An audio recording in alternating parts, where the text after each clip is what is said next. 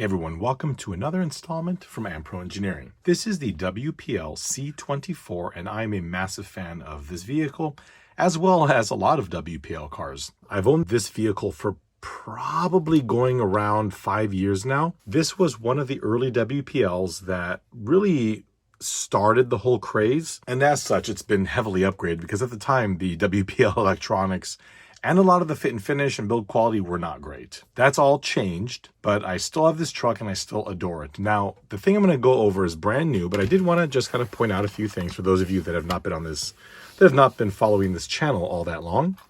So this is originally a blue WPL C24, and I went ahead and painted the front half. This is all paint, no stickers. In terms of Ampro upgrades, this does have the operational lenses for the turn signal, so these do work.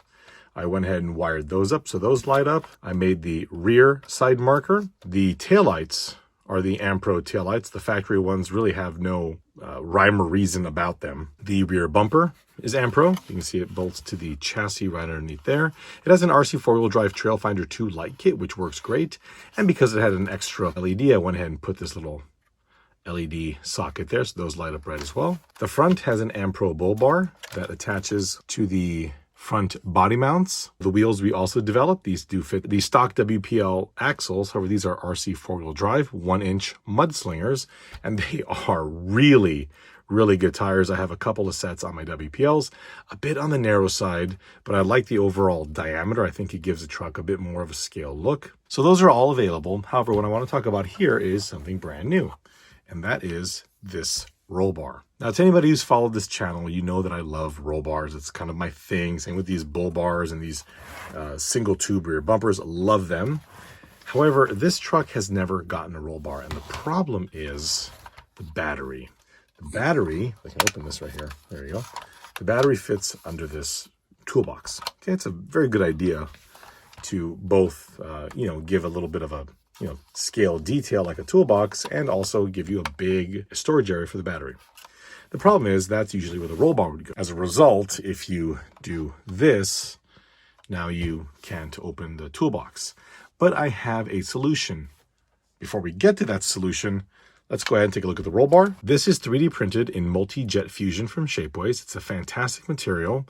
It's coated with about 5 layers of low gloss black paint, but I've been told that caliper paint for full-size vehicles works really well with minimal coats. I have never tried it and I really have to. So this has 4 integrated round auxiliary lamps, and the lamp themselves, it's the same as the front. It's the exact same CAD piece right there. Just a little cap that you paint in bright yellow. This was printed on my resin printer. However, through Shapeways, you can also get these done via ultra detail plastic, and those look fantastic. So what we're gonna do is just take this piece off and go ahead and glue it to all 4 of these, and I'll be right back. So these have all been glued in place, good to go. I still want to detail the black for the actual KC logo, probably shouldn't say that. And in the meantime, we'll let that dry while I come over here and grab some magnets. Now, as I recall, this is our guy here. I can't remember where I got it from, but you will see it in the video.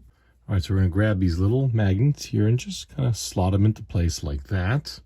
So I've installed the magnets and used a little bit of glue to hold them in place. I didn't use super glue because I didn't want them to bloom and get all the white crud everywhere. So I'm just concerned that if a little bit of the glue hasn't cured that it'll leak onto the paint.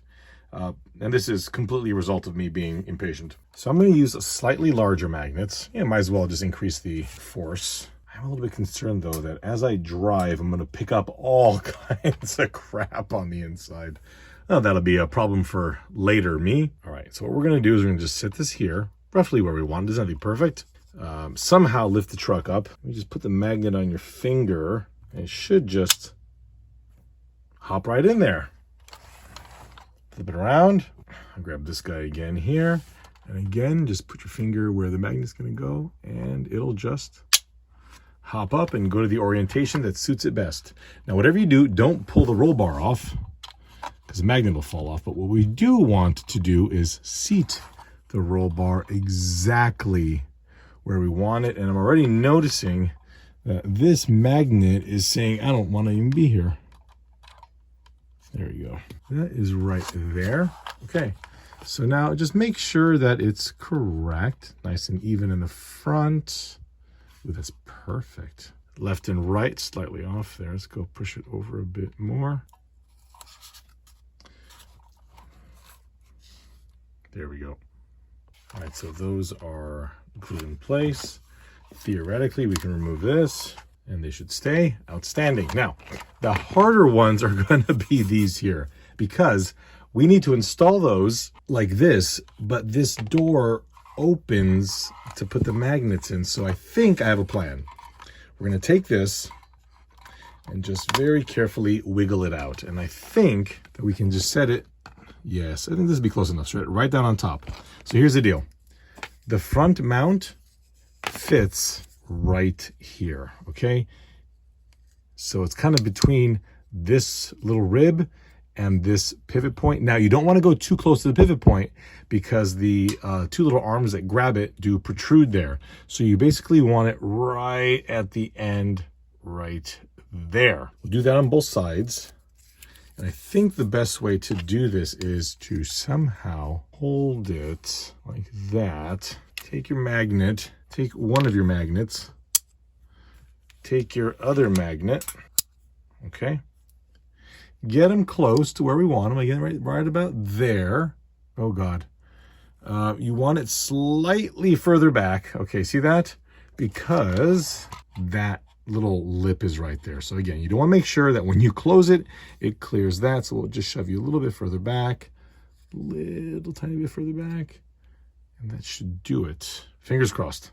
Okay, so there's our mounts right there. We should have enough clearance. We'll find out. Ouch. There we go.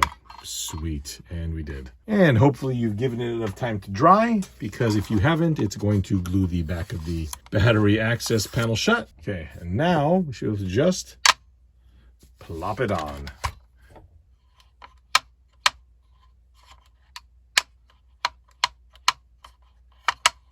I'm actually surprised that these actually have a lot more little bite to them. But anyway, there you go. Now we've got our roll bar. Ooh, I'm so excited.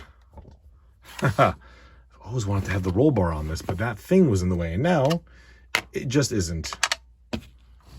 That's all. Well, of course, it's also not a very good roll bar, if I'm honest. I'll tell you what, it'll let you know when you roll. Okay, the writing has been added. I detailed up the writing a little bit with a black paint pen. And there we go. Oh, man. Oh, that's outstanding. Well, again, if anybody is interested in these upgrades, the links are in the description. These will be available on My Mini Factory as well as Shapeways. For My Mini Factory, it's quite likely you'd want to use a resin printer, but just note that a resin printer is not going to give you the durability that you're going to want, but an FDM is going to be a little rough. So either way, this might be the kind of part you get on Shapeways. Since it's honestly a small part, they're really not that expensive. These are resin prints straight off of an Elegoo Mars, and they've been on here for probably around a year and a half, 2 years. Absolutely outstanding wheels. And if you break one, who cares? Just print a new one. Thank you all so much for watching, and I hope you enjoyed this video.